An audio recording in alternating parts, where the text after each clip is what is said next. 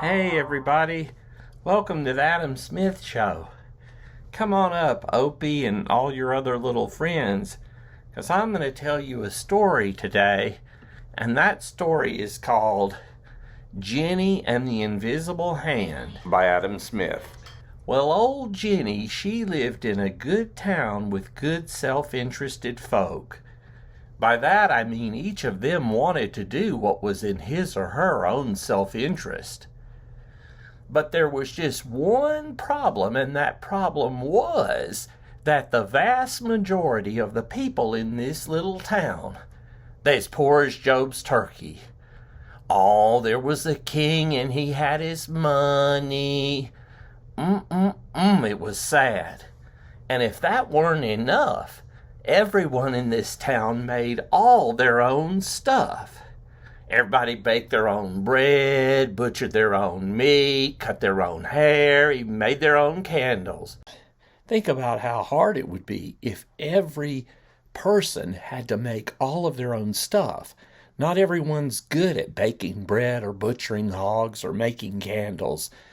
So there'd be something that you weren't good at. You might be terrible at making pants, for example. Also, there would be some things, even if you're good at making them, you might not be able to make them very efficiently. So you might imagine someone who really is a good candle maker, but they're just really slow at it. This is not a recipe for wealth, in Adam Smith's opinion.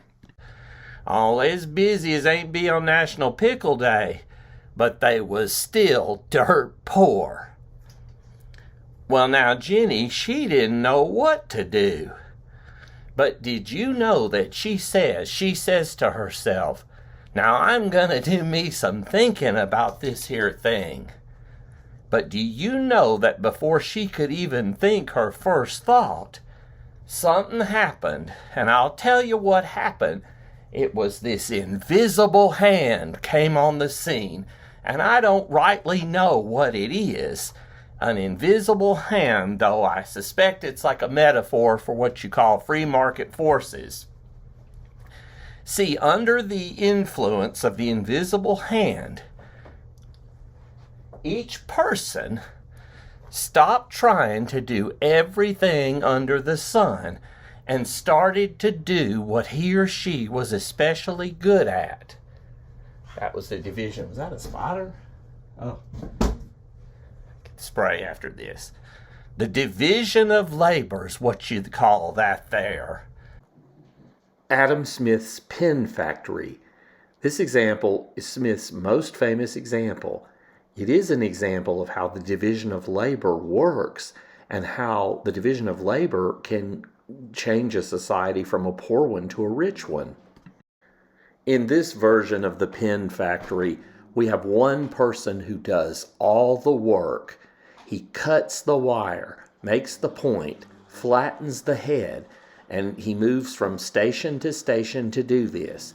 The problem with this is it wastes the time it takes him to move from station to station, and also since he does so many tasks, he never gets super efficient at any one task.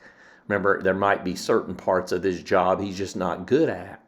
Finally, he is skilled labor. Workers who can do all these things will be more scarce. So let's suppose this one guy working alone can make 100 pens a day. But look what happens when the division of labor occurs. Each worker stays at his or her station and does one repetitive task. One person breaks the wire, another makes the point, another flattens the head, over and over. This means no one wastes time changing stations.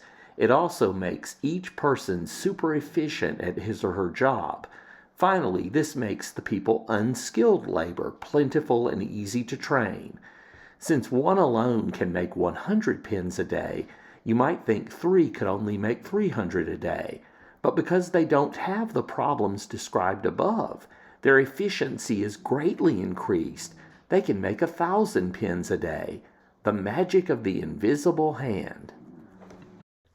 And by the way, let's not forget that the workers themselves will be inspired to find ways of working more efficiently. Why? Because they don't want to do more work or trickier work, they want to do less work. And so they'll look for innovations to reduce the amount of work through working more efficiently or by inventing some stuff. Here's one of Smith's examples of how this works. In first fire engines, a boy was employed to open and shut the valve between the boiler and the cylinder. One of these boys, a tinkerer, discovered that a string properly tied would cause the valve to open and shut on its own. He invented this in order to save himself work, more time to divert himself with his playfellows to do other things besides work. There's that self-interest again. We workers are interested in increasing our pay by doing less work, by coming up with ways to do less work and get the same result. The owners, the capitalist class, they're interested in increasing their profits. It is not from the benevolence of the butcher, the brewer, or the baker that we expect our dinner, but from their regard to their own interest. Adam Smith, Wealth of Nations. Hey, can you, Kenny, get the music? See, you all kind of forgot how the city was supposed to work. Emmett runs the fix-it shop because he's good at fixing things. Fleur de Lis Beauty Salon, just down the street from the Mayberry Courthouse. Well, I believe Ellie Walker worked there some. Hush, Carissa, I'm trying to do this video. Goodness. Shh. The dog. Floyd, he's the one who cut hair. He was one of the town's important figures. Did the barber shop. It was Orville Monroe who ran the funeral parlor because he was good at fixing the dead bodies. I mean, for the funerals. Mr. Simmons ran the seed shop because he knows all about seeds.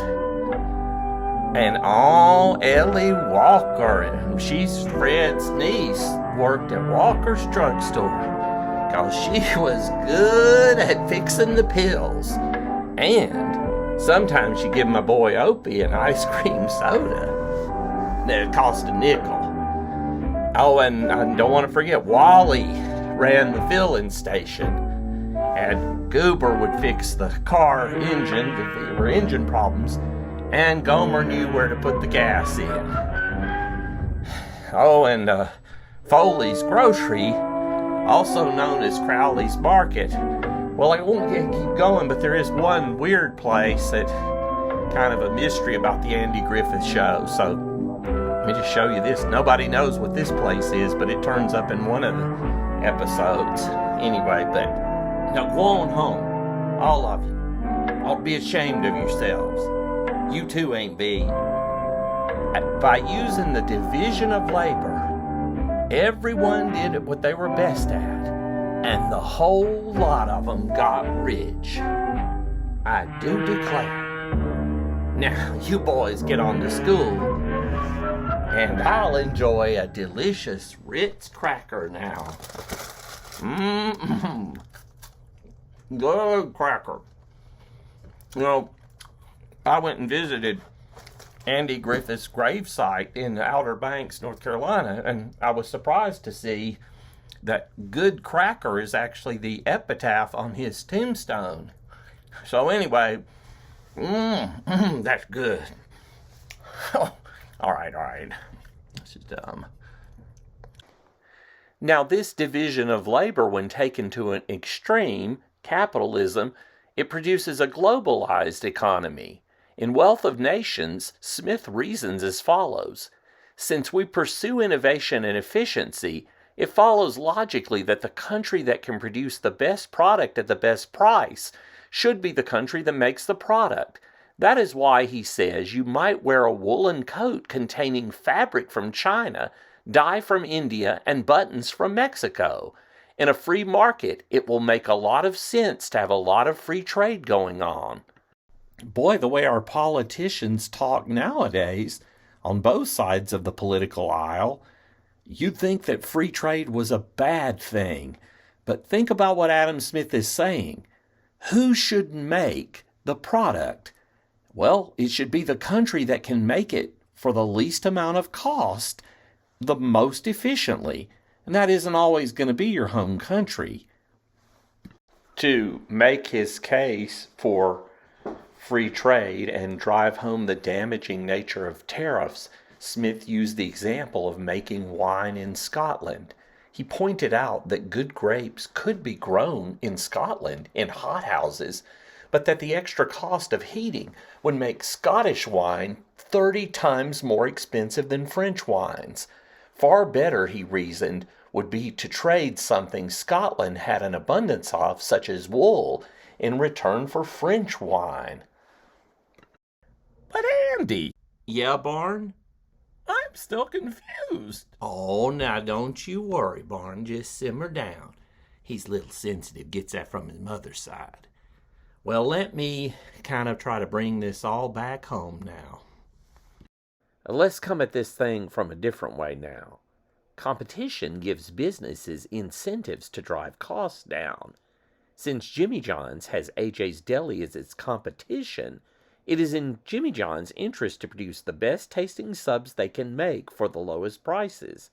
Doing this means they'll get more customers and more profit. But if every business out of self-interest strives to sell the best product as cheaply as possible, this means prices will trend downward. The quality of TVs has gone up over the last 20 years, while the price in constant dollars has dropped.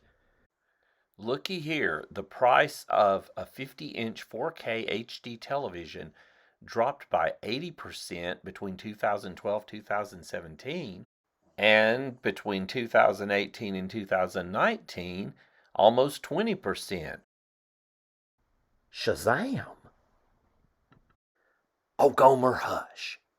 Now, one way you can get rich, of course, is a fat pay raise.